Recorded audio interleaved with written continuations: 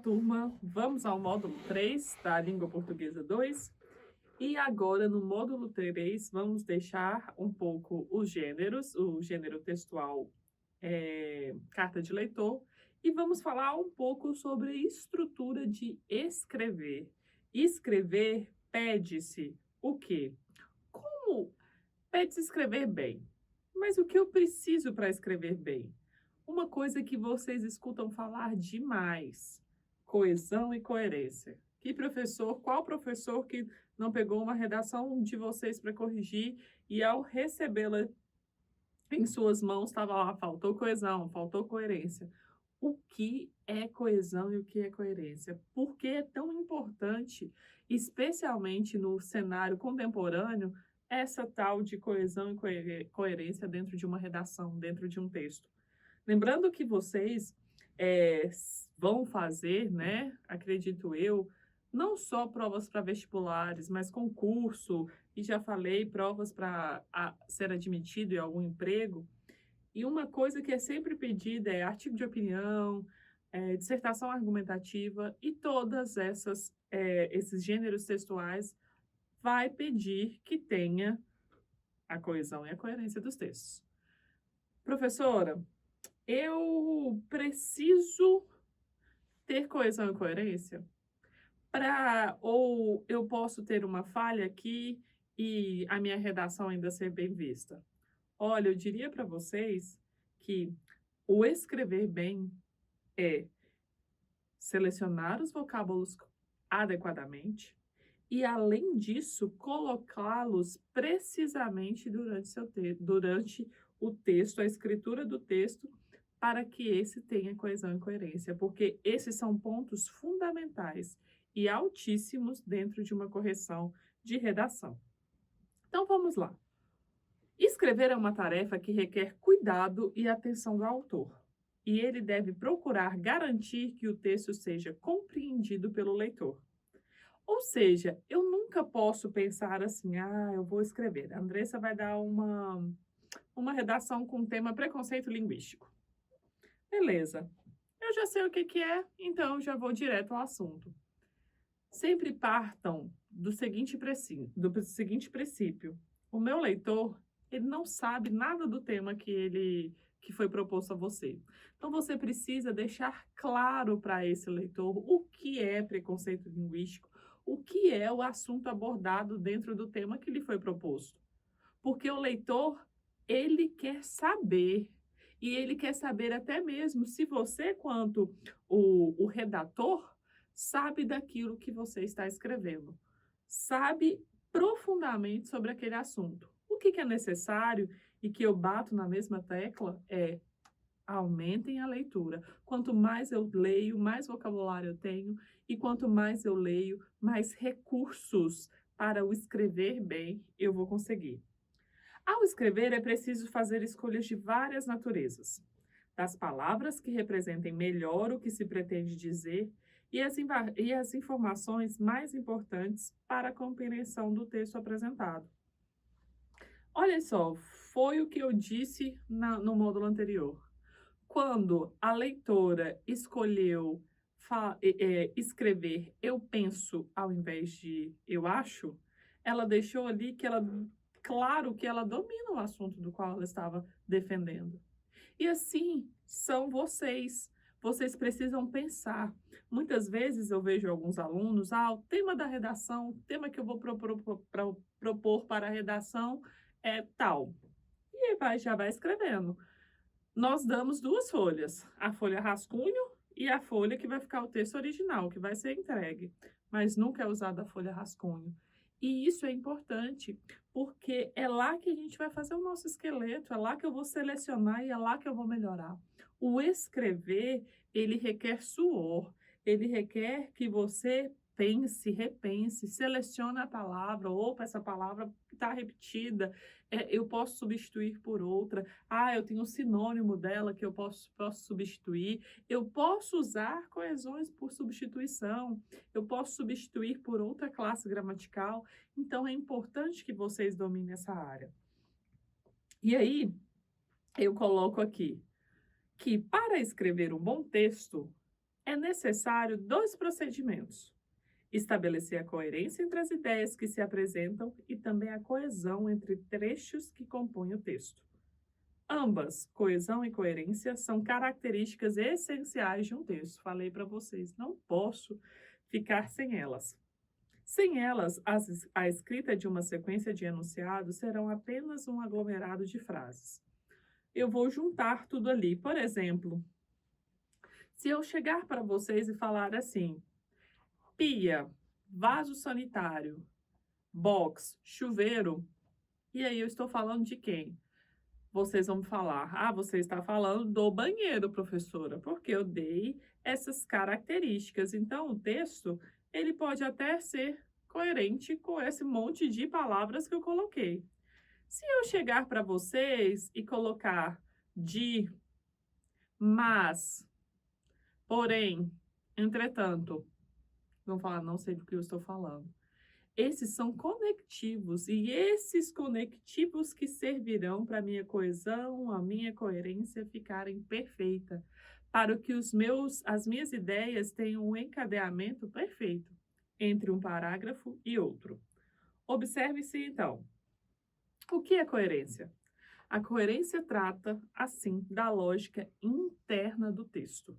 Isso é, o assunto abordado necessita de manter intacto, sem que haja distorções ou contradições, de tal forma que as ideias do texto possam ser compreendidas adequadamente pelo leitor. Então, eu preciso ser claro, eu preciso ser objetivo, para que não tenha nenhuma dúvida para o meu leitor. Eu tenho que partir do princípio também que eu não vou estar sentado ao lado de todos os meus leitores dizendo: opa, peraí, você não entendeu isso daqui, mas eu quis dizer isso, isso e isso. Já pensou? Eu preciso ser claro que o leitor ele não vai precisar da pessoa para explicar o que ela quer dizer. Então, quando eu vou redigir um texto, eu tenho que pensar assim: bom, meu leitor, eu não vou estar perto dele. Então, eu tenho que me fazer muito bem entendido, para que ele saiba exatamente o que eu estou escrevendo, o que eu estou pensando, o que eu estou defendendo, o que eu estou criticando. Então, olha só, observem esse exemplo aqui. Era meia-noite e o sol raiava. As andorinhas pastavam, enquanto as vacas pulavam de galho em galho. Um velho ancião, de apenas 14 anos, estava sentado em pé numa pedra arredondada com 4 quinas. Calado, assim dizia, os 4 maiores profetas entre 3, Abraão e Jeremias. Professora, que loucura é essa? Era meia-noite e metia sol? Andorinhas que pastavam e vacas que pulavam? De galho em galho? Velho ancião com 14 anos? Estava em pé numa pedra arredondada, mas que tinha quinas? E o calado dizia que eram os 4 maiores profetas, ou os 4 maiores profetas eram 3, e desses 3 ele cita 2, isso daqui é uma loucura. Esse texto não tem nenhuma coesão, nenhuma coerência. Concordo com vocês. Um texto sem pretexto um texto sem contexto vira um pretexto. O que quer dizer isso? Se eu jogo isso daqui para vocês e falo beijos, fui, vocês vão falar: a Andressa ficou completamente maluca, ela precisa ser, no mínimo, acorrentada durante uma semana dentro da casa dela, refletindo sobre esse texto que ela nos deixou. Mas se eu insiro para vocês a que tipo de gênero textual esse texto pertence, fica mais fácil da sua interpretação. Olha só, esse texto é uma anedota. O que quer dizer uma anedota? Não sei se vocês lembram desse gênero textual, né, que tem aí para vocês, mas ele é um gênero textual que traz o humor. E ele é, olha só, vou colocar aqui, é uma narrativa breve. E eu vou colocar só para vocês lembrarem da minha linda letra. Breve, de um fato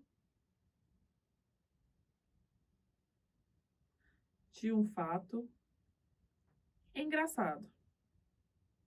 Bom, dito isso, escrito isso, eu sei que agora faz sentido, porque o autor, ele teve a intenção de escrever dessa forma.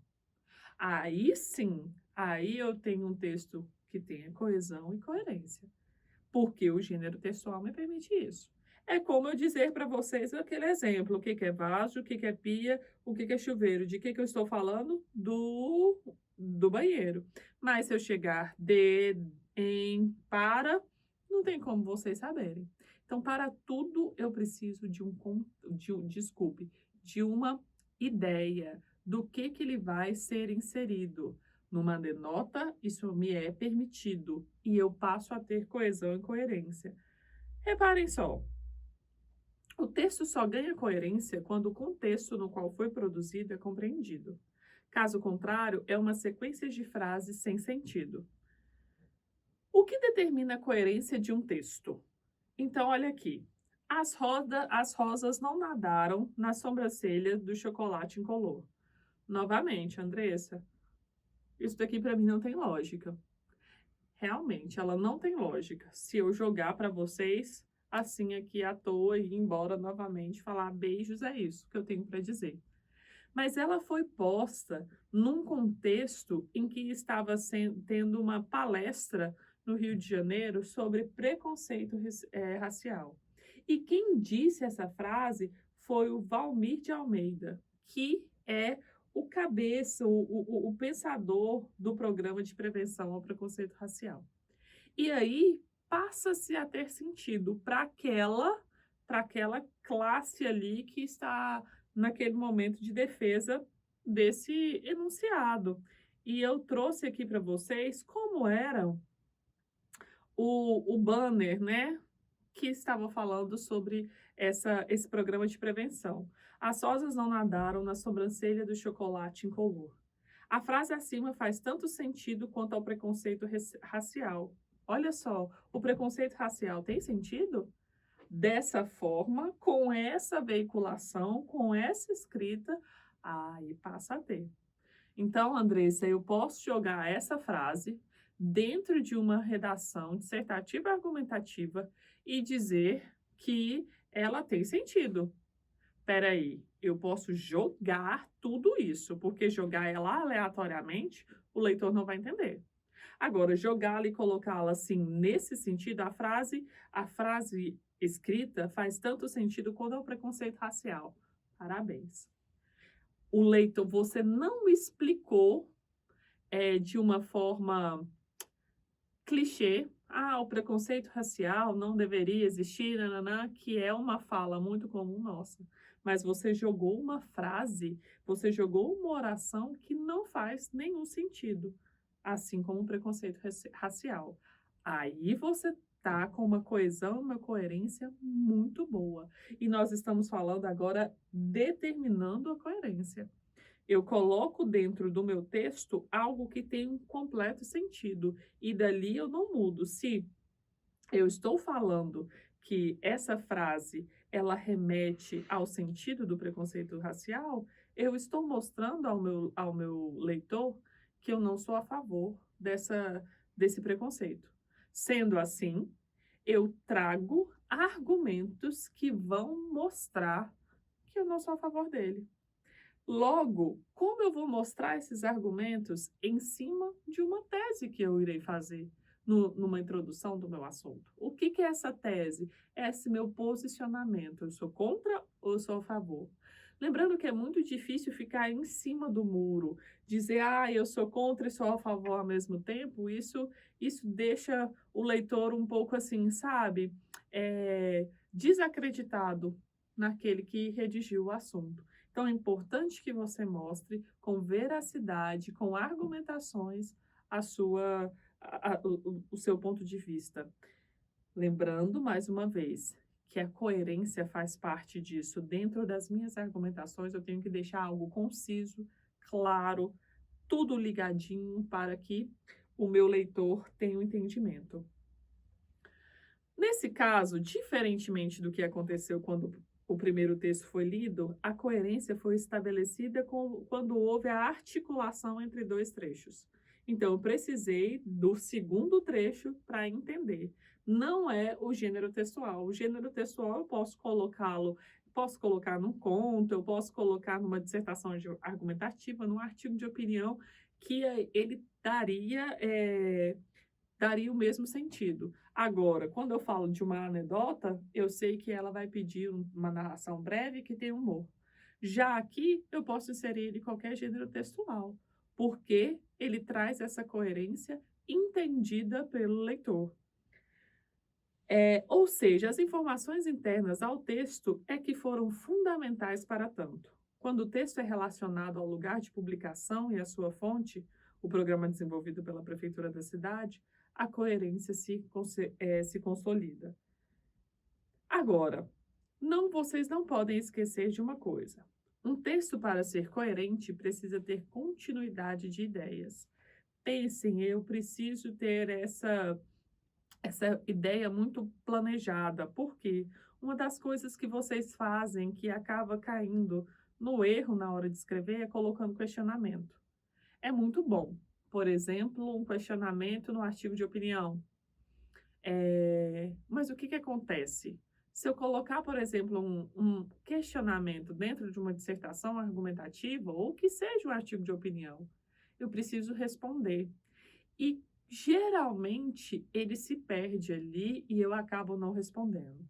Uma dica para manter essa coerência é deixar períodos curtos, porque quando eu coloco um período longo demais, eu me perco nas minhas ideias, trazendo essa falta de coerência no meu texto. Precisa ter progressão nas ideias que apresenta. Quer dizer, precisa ir acrescentando os conceitos novos a cada trecho, unindo-os aos anteriores sem prejudicar o sentido. Da mesma forma que eu preciso ter essa coerência, deixar claro, eu tenho que mostrar essas variações dentro do mesmo tema. Por isso que é muito preciso e que eu disse que arranca o suor da nossa testa na hora de produzir um texto, porque ele não é algo fácil. Senão, ele não seria atribuído a ele uma nota tão alta, né? Como é a nota do Enem, porque é difícil mesmo. É muito difícil para nós escrevermos. E o que é coesão? A coesão são os articuladores. Um texto é composto de diferentes trechos que se articulam por meio de recursos diversos, como os vários tipos de palavras e a pontuação. Esses recursos buscam estabelecer entre um trecho e outro as relações que permitem que o leitor compreenda o que está sendo dito. A coesão é exatamente o resultado desse processo. A ligação harmoniosa entre os trechos do texto, procurando dar-lhe sentido. O que acontece na maioria das vezes? Primeira coisa, só voltando, eu falei essa palavra na maioria das vezes. Voltando lá na coerência, às vezes nós temos a mania de generalizar, deixando também essa parte um pouco descrente para o leitor. Quando eu falo, todo mundo pensa dessa forma, eu coloco, todo mundo tem as suas exceções. Então, sempre tentem trocar isso por a maioria das pessoas, grande parte da população. Nunca façam generalizações dentro do seu texto. Especifiquem, coloquem assim grupos, de modo que ninguém é igual. Então, há as suas exceções. As regras, mas também as exceções. Então, a coesão também cai nesse princípio que muitas vezes usamos de formas inadequadas. Por exemplo, eu venho defendendo no meu artigo, no meu texto, sobre a necessidade de plantar mais árvores para um ambiente melhor, um meio ambiente mais agradável, enfim. E eu venho defendendo isso. Chego no meio do meu parágrafo, eu coloco um articulador, uma pequena palavrinha, pequena mesmo, mas o mas é o quê? É uma conjunção que dá a ideia de adversidade. Logo, eu posso desdizer tudo aquilo que eu disse antes, que eu havia escrito antes. E aí, meu texto está ótimo, o leitor está ali super empolgado e você vem com mais. É a mesma coisa de você chegar agora para sua mãe e falar assim, mãe, eu posso ir para a festa. e eu preciso ir. Ela fala: "Ah, claro, meu filho ou filha querida, que você pode". E seu coração até bate assim, fala assim: "Oh Deus, obrigada". Ela fala: "Mas, espera aí, esse mas, eu sei que é uma coisa negativa". Ah, outra coisa, você pode, se eu vou poder ir, mas ela vai me dar uma condição. E que condição vai ser essa? Então, eu posso colocar uma condição, como se a população fizer isso, isso, isso. Então, quer dizer, o meu desmatamento ele vai melhorar se tem uma condição. E são esses articuladores que vão promover essa construção, esse ligamento, esse alinhamento perfeito entre os parágrafos. Observem, há 3 tipos de célula-tronco. As mais comuns são encontradas na medula do ser humano, em qualquer idade, mas seu poder de reprodução e especialização é baixo. Outro tipo são as células-tronco, existentes no cordão umbilical, mais potentes que as da medula, mas o tipo mais promissor são as células-troncos dos embriões humanos. Reparem aqui, primeira coisa, 3 tipos. Ela vai me dar, então, 3 opções, certo? E ela não precisa escrever, ou ele, né? Primeira, segunda, poderia, mas ela já vai direto, ela deixa o texto mais objetivo e mais claro. Então, olha lá. Primeira, as mais comuns. As mais comuns desses 3 tipos de célula-tronco. Observe aqui, então, falando de coerência, eu não tive essa repetição. Falando de coesão, eu estou me referindo ao que eu já escrevi, sem precisar repetir. As mais comuns são encontradas na medula do ser humano em qualquer idade. Mas eu tenho uma ideia, então, de contradição. Seu poder de reprodução e especialização é baixo. Outro tipo, então falei de um tipo, agora eu vou para o segundo. São as células troncos existentes no cordão umbilical. Mais potente que as da medula. Olha aqui, repara esse as aqui, ó. O que que esse as está falando? Olha só, ele está voltando aonde? As células tronco. Ou seja, ele não repetiu. Opa, ele não repetiu aqui. Outros tipos são as células tronco existentes no cordão umbilical, mais potente que as células troncos da medula. Mas eu tenho aqui contradição, oposição de novo. O tipo mais promissor, ou seja, o terceiro, são as células troncos dos embriões humanos. Então, eu queria, tá aqui, ó. Eu queria destacar outro. As mais comuns são encontradas na medula do ser humano em qualquer idade, mas seu poder, de quem que é esse poder? Esse poder é da célula-tronco. Então, eu fiz aqui, novamente, uma substituição. Então, aqui eu chamo esse fenômeno, essa falta de repetição de uma mesma palavra, de correção por, e eu ia escrever D e mudei, substituição. Substituir lá, substituição. Eu posso fazer coesões por substituição, coesões lexicais, tenho vários tipos de coesão. O que importa é que o meu texto ele possa ser escrito de uma forma que flua. Nós começamos a falar um texto muito truncado, ele não tem objetividade, não tem como você entender aquele texto. Então, é necessário que eu faça, coloque essas coesões para que ele possa fluir. E observem aqui, eu quero depois que vocês olhem no material de vocês a página 80 ou a página 82. Por quê? Porque ali tem vários articuladores, e são uma imensidão. Só de conjunção, nós temos aí 9, 10, 11, 12, 13, 15, entre umas 20, e cada uma delas, por exemplo, eu tenho conjunção de adversidade, mas, porém, entretanto, todavia, adição e alternativas, ahn, conclusivas, portanto, logo, explicativa, porque, pois. E aí, isso são as conjunções coordenativas, as conjunções que serão subordinadas. Aquelas que vão dar ideia de tempo, aquelas que vão dar ideia de uma ideia de concessão, comparação, proporção. É uma vastidão. A língua portuguesa ela é recheada, ela é linda por conta disso. Eu posso selecionar várias outras opções para substituir algum termo.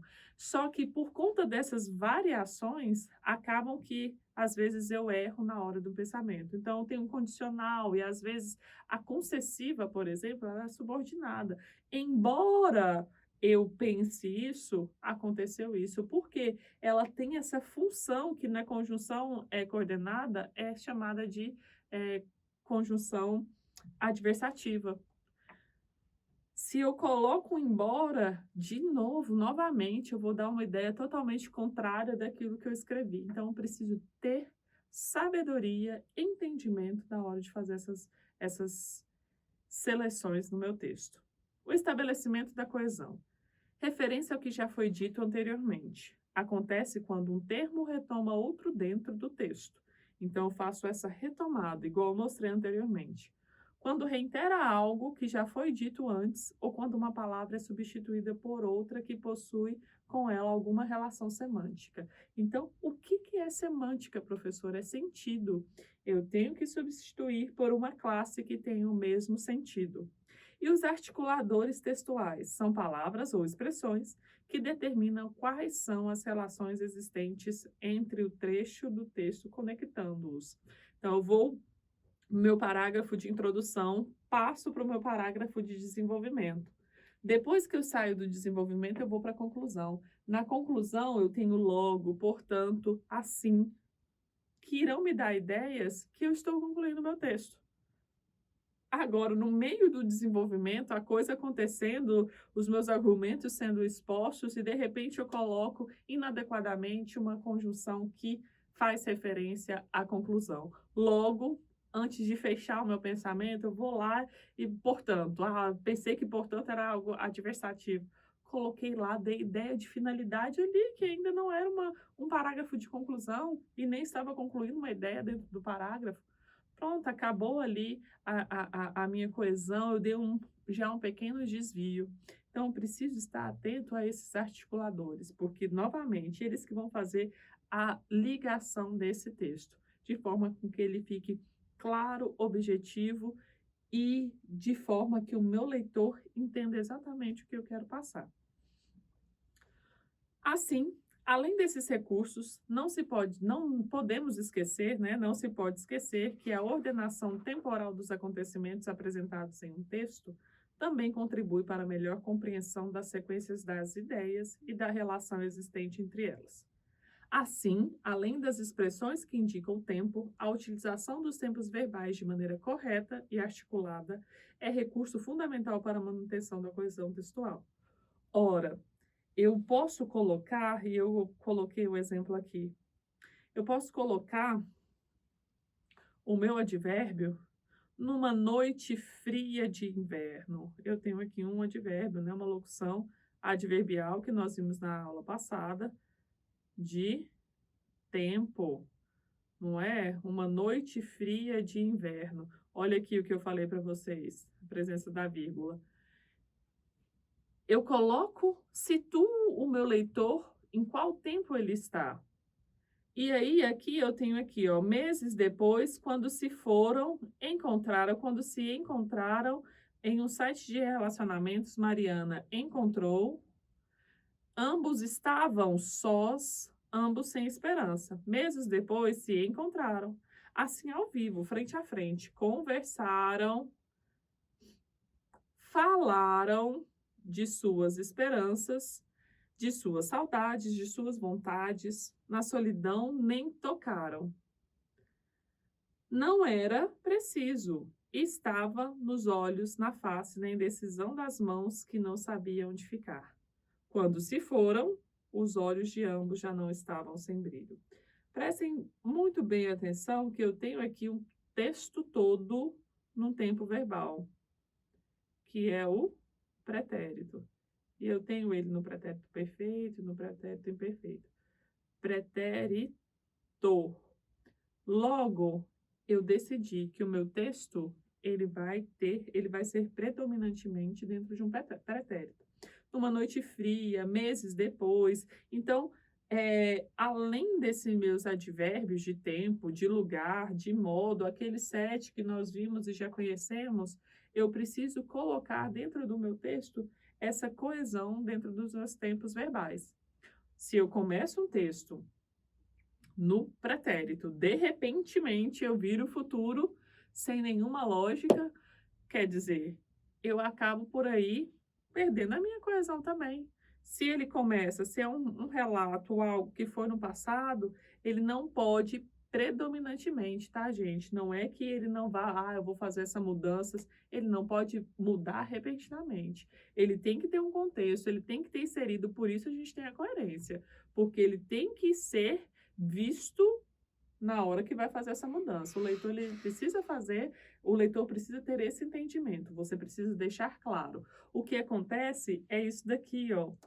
Muitos de vocês, às vezes, e é normal, tá, gente? Nós temos essa confusão na hora de colocar esses tempos verbais aqui, ó. Porque eu vou e esqueço que o conversaram é com M. E eu vou conversar frente a frente, conversarão. Ele não me dá ideia de passado, ele me dá ideia de futuro. Então, eu preciso entender que com M eu estou falando de passado, com ão é algo que é no futuro. E às vezes eu nem quero, mas seleciono de forma inadequada, acabando que eu permito que o meu texto perca coesão. Então, cuidado, acalmem-se, acalmem esse coração na hora de escrever um texto. Tá? Tenham muita responsabilidade, calma, tranquilidade, porque é um texto que sua. Os acontecimentos desse conto foram encadeados tanto pela utilização de várias expressões que indicam o tempo, numa noite fria de inverno, meses depois e quanto pela correlação dos tempos, ou seja, pela ação entre os tempos dos verbos empregados, que eu já disse, conjugados no passado, no pretérito. Sendo assim, meninos, a coesão e a coerência são partes fundamentais dentro do texto e eles precisam, por isso coloquei aqui esse quebra-cabeça. É a junção perfeita de um texto para que ele seja perfeito. Usem adequadamente, abusem dessas duas partes aí do quebra-cabeça, tanto a coesão quanto a coerência, para que o seu texto chegue à perfeição. Ok? Deixo aqui mais um pensamento. A verdadeira motivação vem de realização, desenvolvimento pessoal, satisfação no trabalho e reconhecimento. Que o texto de vocês possam ser reconhecidos não só a nível de Brasil, mas no mundo. Até a próxima!